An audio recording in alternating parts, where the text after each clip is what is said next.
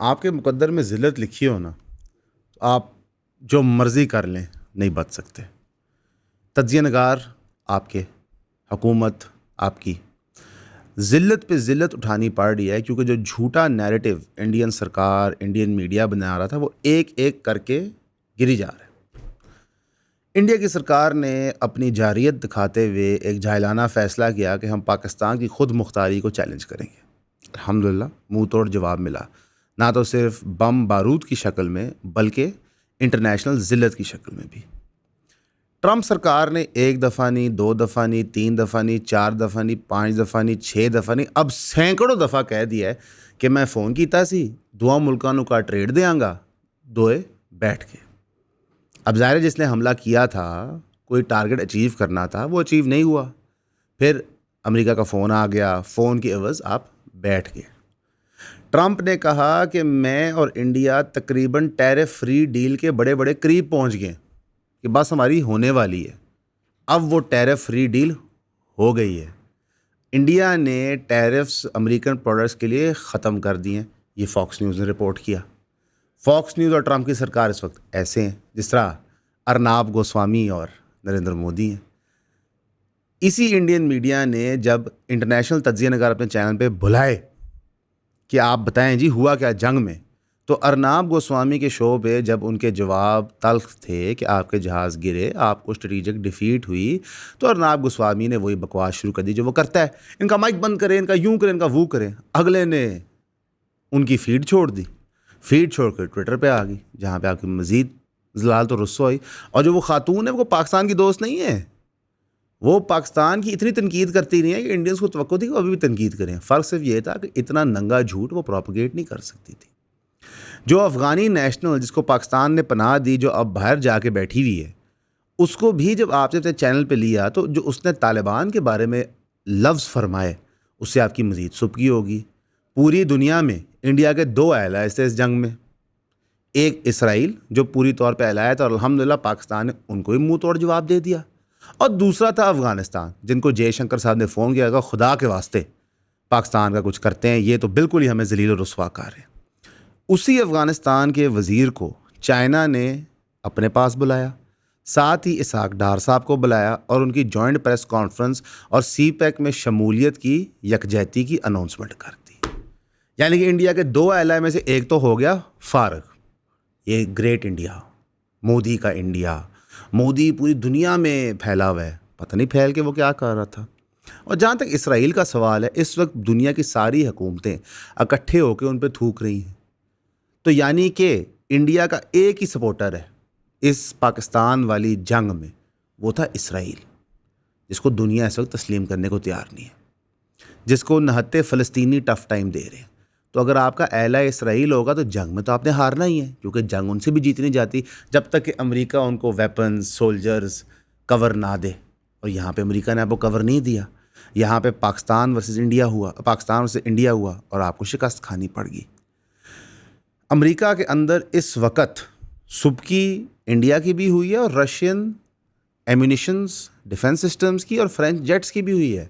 America हंस रहे India के मुंह पे, कह रहे हैं हम तो तुम्हें कहते थे कि हमसे वेपन्स लो, हम तो तुम्हें कहते थे कि हमसे जहाज़ लो। अब दुम दमा के मोदी साहब अमेरिकन जहाज़ों के सौदे बना रहे हैं, जिसकी वजह से टैरिफ्स भी ख़त्म करने पड़े। 2 सुबकियाँ आपको सुना दी, तीसरी भी सुना देते हैं। ANI एक पॉडकास्ट है, सबसे बड़ा इंडिया का जो न्यूज़ नेटवर्क है, जिसके सबसे ज़्यादा ग्राउंड रिपोर्टर्स हैं, उनकी जो हेड एडिटर है उनका पॉडकास्ट है।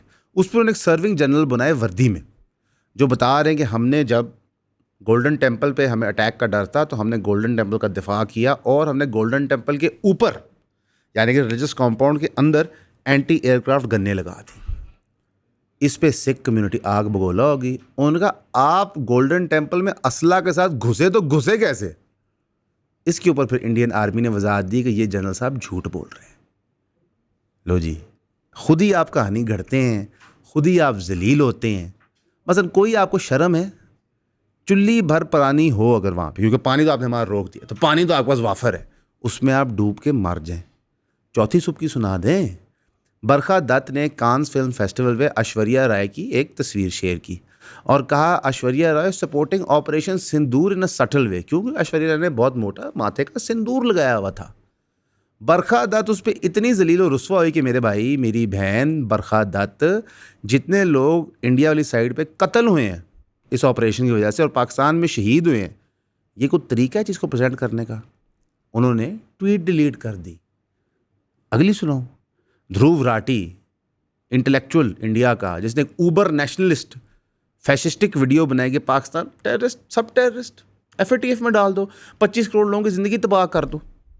ठीक है, उसने फिर एक फॉलोअप वीडियो लगाई सिखिज़म के ऊपर, जहाँ पे उसने AI इस्तेमाल की एक सिख रिलीजियस फिगर को दिखाने के लिए।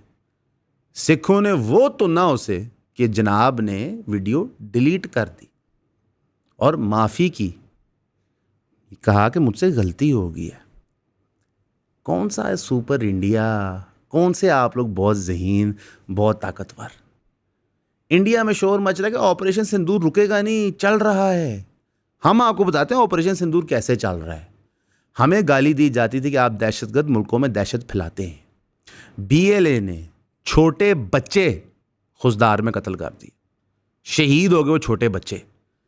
जब इनिशियल अटैक रिपोर्ट हुआ तो BLA ने रिस्पॉन्सिबिलिटी क्लेम की और पूरा इंडिया मीडिया सर्कस चला दिया कि BLA ने अटैक कर दिया पाकिस्तान आर्मी को, पाकिस्तान आर्मी की बस अटैक कर दी है। जब मौके पे तस्वीरें सामने आई कि तो छोटे बच्चे हैं, तो BLA भी खामोश हो गया और इंडियन मीडिया भी खामोश हो गया। अब इंडियन मीडिया कह रहा है ये फॉल्स फ्लैग ऑपरेशन करवाया पाकिस्तान ने शो करने के लिए कि इंडिया कसूरवार है। जब पहलगाम का वकूआ हुआ था, सारे पाकिस्तान ने कंडेम किया, हमारी मीडिया ने, हमारी गवर्नमेंट ने कंडेम किया। पहलगाम के वकूए के 48 घंटे बाद जब आपने पाकिस्तान को गालियां देना शुरू, तो उन्होंने कहा यार हमने नहीं किया। जब आपने हमारे पे जंग की तकरीबन 2 हफ्ते के बाद from the incident of Pahalgam, तब जाके जब फैक्ट सामने आए कि यार ये इंटरनल सिक्योरिटी लैप्स था, तब हमने ये बात शुरू की थी। वो किधर छुपोगे? हर पत्थर के नीचे से तुम्हारा झूठ निकल रहा है। कहानियाँ बनाने का आपको पुराना शौक़ है। ये गैंग्स ऑफ वसेपुर में रणधीर सिंह कहता है कि वो बेवकूफ़ ज़िंदगी में इसलिए कभी नहीं बना क्योंकि वो सिनेमा नहीं देखता। ये कहानियाँ बनाने की उसको आदत नहीं है। पूरा का पूरा इंडिया इस वक्त मूवियाँ देख देख के बौखला गया है। उनको लगता है कि मूवियाँ में जिस तरह जंग होती है कि टाइगर श्रॉफ पाकिस्तान पे हमला कर रहा है, अक्षय कुमार पाकिस्तान पे हमला कर, ऋतिक रोशन कर रहा है, तो ऐसे ही होता है। मेरे भाई ऐसे नहीं होता। जंग की रियलिटी क्या है? मकबूजा कश्मीर के लोगों से पूछो, मणिपुर के लोगों से पूछो, नक्सलाइट से पूछो, अरुणाचल प्रदेश में जो इंडिया ने कब्ज़ा किया हुआ चाइना के इलाके में, वहाँ से पूछो कि जंग क्या होती है। जंग का पूछना है तो सिख कम्युनिटी पंजाब के अंदर से पूछो कि जंग क्या होती है। जंग का पूछना है तो पाकिस्तानियों से पूछो दहशतगर्दी के खिलाफ जंग लड़ें। तुमने तो जंग देखी नहीं। कोई नहीं, जंग तुम्हें दिखाएंगे। तुम्हें शौक़ है इस चीज़ का, इंशाअल्लाह ताला तुम्हें जंग दिखाएंगे। इंडिया ने जनाब नीलम रिवर का पानी बंद कर दिया।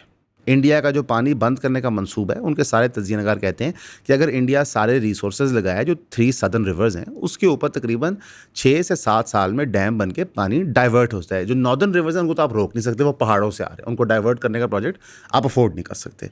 तो जो सदर्न 3 रिवर्स हैं उनके ऊपर आप कर सकते हो, 6 से 7 साल लगेंगे। उसकी झलकी दे दी उन्होंने, नीलम का पानी बंद कर दिया। पाकिस्तान ने कहा कि ये एक्ट ऑफ वॉर होगा। वर्ल्ड बैंक के प्रेसिडेंट ने कहा कि जनाब ये आप नहीं कर सकते। आप करो, मैं तो कहता हूँ करो, क्योंकि आप प्रेसिडेंट सेट कर रहे हो। यूनिलैटरलिज्म जो टर्म है इसको समझें कि एक नेशन स्टेट अपनी तौर पर तय कर सकता है कि मैं अगले नेशन स्टेट के साथ क्या करूँगा, इंटरनेशनल सालसी कम्युनिकेशन गुफ्तगू के बगैर। इंडिया ने एक यूनिलैटरल अप्रोच की, बहावलपुर, मुरीद के और पाकिस्तान के अंदर स्ट्राइकें की, उनको चपेटें पड़ी। बहुत पुलिस ऑफिसर्स ऐसे भी रहे जिनके साथ मेरा बड़ा अच्छा रिलेशन रहा, मेरे ड्रग बडीज़ रहे, उनके साथ मैंने हेरोइन पी, उनके साथ मैंने मेथ पी।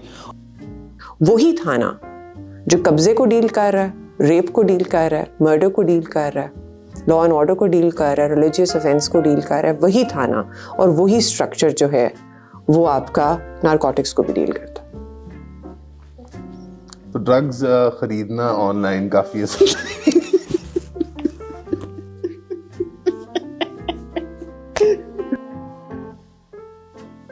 दरिया को कूजे में कैसे बंद करूं? बस यही कहूँगी कि एक आग का दरिया है और डूब के जाना है, लेकिन उससे बाहर भी आना है।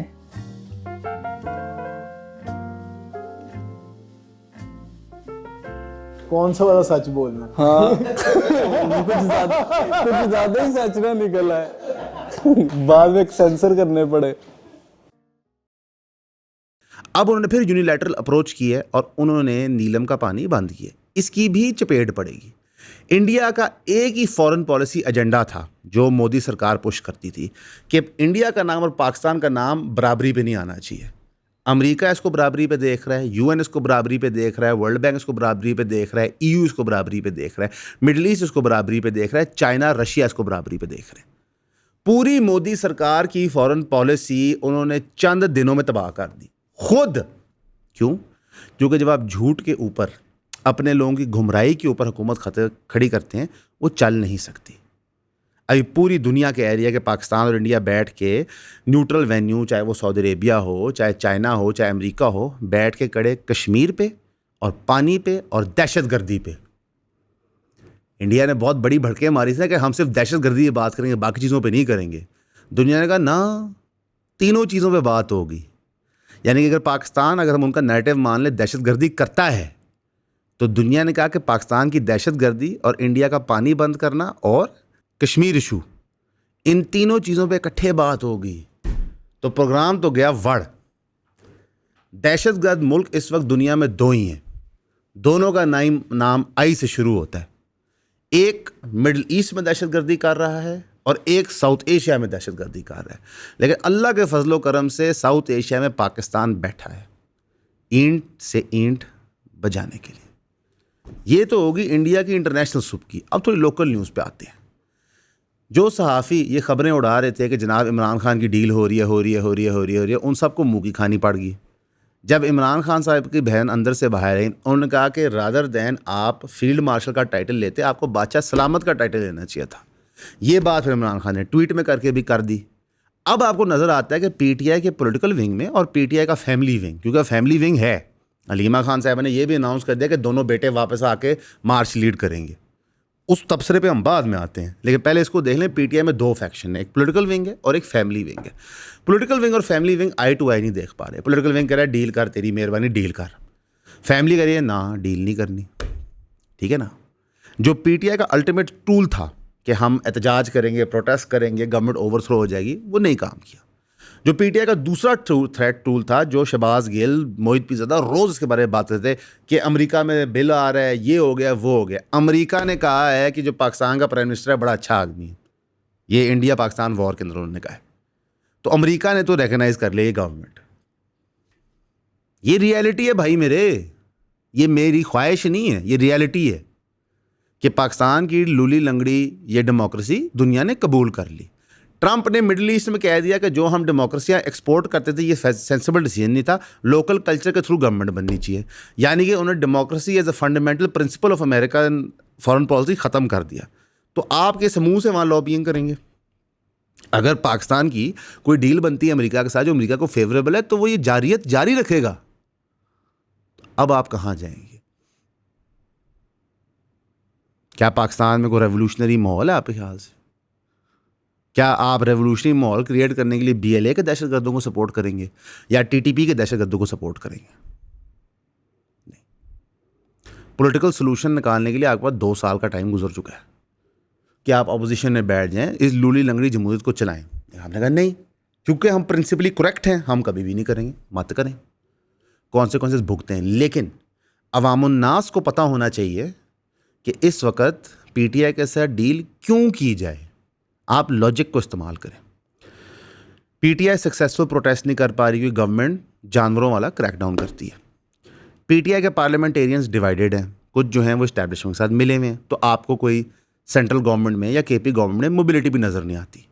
जब सरकार का दिल चाहता है एस्टैब्लिशमेंट का, वो इमरान खान से मुलाकातें बंद कर देती हैं, उनको आइसोलेट कर देती हैं। तो कौम और इमरान खान का connection in terms of communication cut जाता है। तो आप क्या करेंगे, कहाँ जाएंगे? अब ये तो नहीं हो सकता ना कि on match Pakistan suicide commit कर दे कि जनाब खान मिलेगा तो सेव, वरना हम अपनी जान ले लेंगे। ये भी नहीं होना। This is the abuse of power का लेवल। और अनफॉर्चुनेटली या फॉर्चुनेटली जो जीत का ताज है वो करंट इस्टेब्लिशमेंट पे ही लगा है इंडिया के साथ। सबको पता है सिविलियन गवर्नमेंट ने क्या करना था। पीटीआई बहुत कोशिश कर रही है, उनके जो यूट्यूबर्स हैं बहुत कोशिश कर रहे हैं कि बार बार कहें जी एयरफोर्स को जो जीत मिली है, मुझे नहीं पता था पाकिस्तान के अंदर चीफ ऑफ आर्मी स्टाफ के कंट्रोल में एयरफोर्स और नेवी नहीं होती। छोड़ें ये बातें। जब पीटीआई के दौर में जहाज़ गिरा था तो सब बाजवा साहब ही गुड्डी चढ़ा रहे थे, तब एयरफोर्स का ख्याल नहीं आया था। ये बातें छोड़ दें, बेमायनी। रियलिटी ये है कि पाकिस्तान में रहने वाले जो पाकिस्तानी हैं उनको डेली की ये जाबर आमरियत फेस करनी होती है। हर एक पीटीआई का लीडर जो पाकिस्तान में है उससे आप उसका दिल का हाल पूछें। उनके घर तबाह कर दिए गए हैं, कारोबार तबाह कर दिए गए हैं। डॉक्टर आरिफ अली की डेंटिस्ट्री की प्रैक्टिस बंद कर दी गई है और उनके अकाउंट सारे फ्रीज कर दिए गए। तो जो यहाँ पे पीटीआई का लीडर रह रहा है और जो मुल्क से बाहर रह रहा है उनके एटीट्यूड में फ़र्क होता है। थक गए हैं पीटीआई के लीडरान ये जानवरों वाला सलूक फेस करते हुए, इसलिए वो खान साहब को कह रहे हैं कि आप डील करें, बाहर निकलें, ये प्रेशर रिलीव करें। जो मुल्क से बाहर बैठे हैं कहते हैं ना हम रेवोल्यूशन ही लेके आएंगे। वही वाला रेवोल्यूशन जो बीए लेके मुल्क से बाहर बैठे हुए बलोच कह रहे हैं हम लेके आएंगे। तो बाहर से दूर से बैठ के ना रेवोल्यूशन चलाना बड़ा आसान होता है कि तुम जाने दे दो, जाने दे दो, जाने दे दो।